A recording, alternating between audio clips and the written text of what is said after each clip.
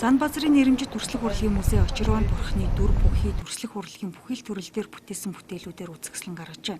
Голдуу 19-р зуунд бүтээгдсэн эдгээр үзмөр бүрт тухайн бүтээлч шүтээний дүрийг бүтээхдээ бурхан бүтээх тэг хэмжээ зохиомжийг алдагдуулалгүй өөрийн уран сэтгэмжээр янз бүрийн хэмжээтэйгээр байгалийн материал ашиглан шашны бэлэг дэлцүүг алдагдуулахгүйгээр бүтээсэн байна.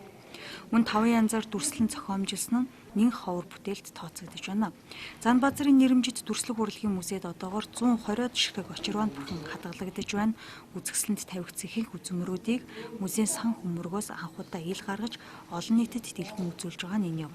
Очирван бурхан нь хамаг бурхтын эрдмийг нэгэн дор хураасан их хүчтэн бүхий л сахиусуудын тэргүүн шуламсуудын орны хорлолыг дарагч их сахиус гэдэг тэрчлэн нууцын орныг сахин хамгаалагч учраас нууцын эзэн гэж нөхтөл нэрлэжээ. Тиймээс үзэсгэлэнг нууцын эзэн гэж нэрлэсэн байна.